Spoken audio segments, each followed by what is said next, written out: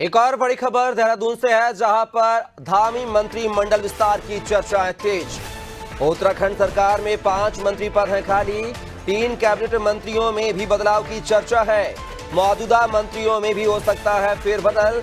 नए मंत्रिमंडल का खाका किया जा रहा तैयार। केंद्रीय नेतृत्व की जल्द लगेगी मुहर, ऐसा सूत्रों के हवाले से ये खबर आप तक पहुंचा रहे हैं। मंत्रिमंडल विस्तार की सियासी चर्चाएं भी तेज है उत्तराखंड में।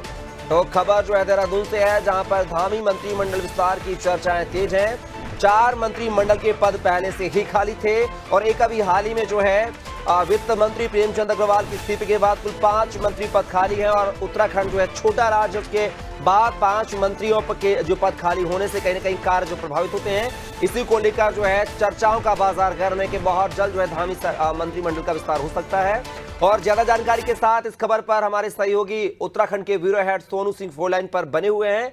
सोनू, बात की जाए धामी मंत्रिमंडल के विस्तार की चर्चाएं एक बार फिर से तेज हो गई हैं। 5 मंत्री पद खाली हैं। अगर ये मान लिया जाए हाल ही में जो प्रेमचंद अग्रवाल का इस्तीफा हुआ है, ऐसे में सरकारी कामकाज भी प्रभावित होते हैं। तो ऐसे में क्या माना जाए कि आखिर कब तक जो है धामी कैबिनेट का विस्तार हो जाएगा?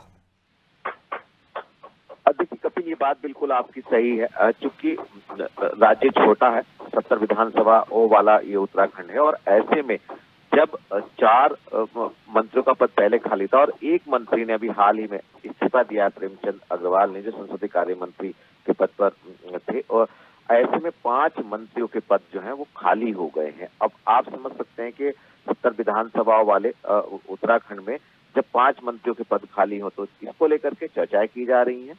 चर्चाएं जो हैं वो तेज हो रही हैं, और एक रोज पहले जब मुख्यमंत्री दिल्ली पहुंचे थे तो इन चर्चाओं को और जो है बल मिला। तो कहीं ना कहीं जल्द ही मंत्रिमंडल का विस्तार होगा, इसका प्रारूप तैयार किया जा रहा है। चर्चाएं भी हैं और अटकलें और कयासबाजी इस बात की हैं कि जो मौजूदा मंत्रिमंडल में जो मंत्री हैं उनमें भी कुछ बदलाव किया जा सकता है, जो सूत्रों से हमें जानकारी मिल रही है। क्योंकि 5 पद खाली हैं और 3 और ऐसे भी, जो हमारे सूत्र इशारा कर रहे हैं, जो संकेत दे रहे हैं इस बात का, 3 और ऐसे मंत्री हैं जिनकी परफॉर्मेंस के आधार पर उनके दायित्वों में भी बदलाव किया जा सकता है। तो ये एक बड़ा सवाल अपने आप में है और बड़ा मामला है, क्योंकि उत्तराखंड की सियासत से जुड़ा हुआ, और माना ही जा रहा है कपिल कि नवरात्रों में नई कैबिनेट जो है वो नजर आने वाली है। हाँ, मुख्यमंत्री जब जब दिल्ली जाते हैं और केंद्रीय नेतृत्व से मुलाकात करते हैं तो उत्तराखंड के विकास के साथ साथ इस तरह की जो खबरें हैं, खासतौर से सियासी गलियारों में, इनकी कहीं ना कहीं रफ्तार और बढ़ती हुई नजर आती है और चर्चाएं तेज हो जाती हैं।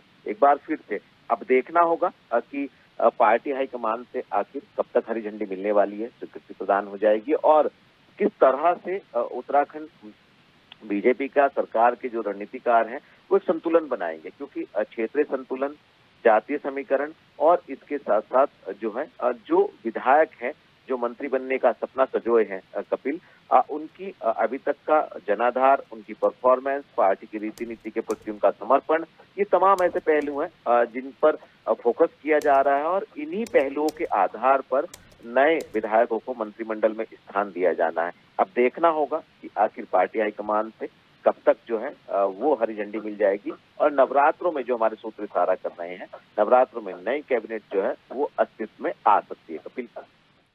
लेकिन सोनू, बड़ा सवाल यह है कि 5 मंत्री पद खाली हैं। ऐसे में विधायकों की जो है रायशुमारी बात हुई या फिर उनके परफॉर्मेंस की, जिस तरह की आपने बात की, परफॉर्मेंस के आधार पे जो है उनको कैबिनेट में जगह मिल सकती है। तो ऐसे कौन कौन से चेहरे होंगे जो कि इस मंत्रिमंडल में जगह बनाने के लिए हो सकते हैं शामिल?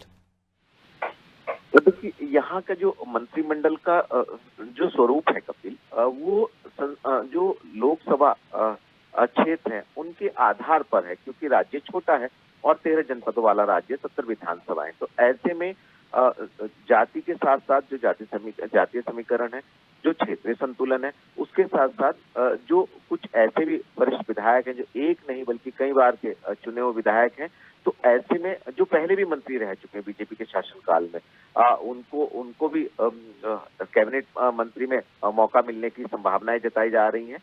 और इसके साथ साथ जो अन्य संतुलन है उस पर भी कहीं ना कहीं मंथन हो रहा है। तो जो युवा चेहरे हैं उनको भी मौका दिया जा सकता है, इस बात से भी इनकार नहीं किया जा रहा। तो अब देखना होगा कि जिस मौजूदा मंत्री की जो परफॉर्मेंस है अच्छी नहीं है, उनमें से किस किस को बाहर का रास्ता दिखाया जाएगा, और इसके साथ साथ जो विधायक हैं उनमें से किसको मौका दिया जाएगा, क्योंकि तमाम विधायक हैं जो सीनियरिटी के आधार पर, अनुभव के आधार पर मंत्री बनने की चाह रख रहे हैं, और पार्टी के प्रति उनका समर्थन भी रहा है। मैं जानना चाहता हूं, रुड़की से जो विधायक है प्रदीप बत्रा, मदन कौशिक, केदारनाथ से जो आशा नौटियाल हैं, देवप्रयाग से विनोद कंडारे हैं, धानोल्टी से प्रीता पवार है, राजपुर से जो खजान दास हैं, अरविंद पांडे, तमाम ऐसे नाम हैं जो चर्चाओं के बाजार में इनका नाम चर्चित है। तो क्या माना जाए, हाल ही में आशा नौटियाल का एक बयान सामने आया था जहां पर 4 धाम की यात्रा केदारनाथ में जो है गैर हिंदुओं को प्रवेश को वर्जित करने की बात कही गई थी। बयानबाजी भी सामने आ रही है, अपने अपने जो विधायक हैं अपने अपने विधानसभा क्षेत्र में लाइमलाइट में आ रहे हैं ताकि वो चर्चाओं का विषय बने रहे।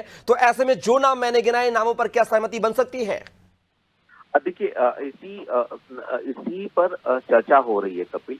अगर आप मदन कौशिक की बात करेंगे तो वो हरिद्वार जो संसदीय क्षेत्र है इससे प्रतिनिधित्व कर रहे हैं, और जहां तक आपने प्रदीप बत्रा का जिक्र किया, ये भी हरिद्वार जनपद के ही जो हरिद्वार संसदीय क्षेत्र है उसके रुड़की जो विधानसभा क्षेत्र है वहां से विधायक है, क्योंकि युवा मंत्री हैं। और मदन कौशिक का पिछले जो बीजेपी की गवर्नमेंट रही है उसमें मंत्री, कैबिनेट मंत्री का अपना एक अनुभव भी है, और कई बार के वो मंत्री हैं। इसके साथ साथ जहां तक आपने आशा नौटियाल की बात कही है, तो महिला और जाति समीकरण के लिहाज से, और ये बात भी सही है कि उन्होंने केदारनाथ को लेकर के हाल ही में जो बयान दिया था, और एक रोज पहले वो दिल्ली में भी केंद्रीय नेतृत्व से मुलाकात करने के लिए पहुंची थी।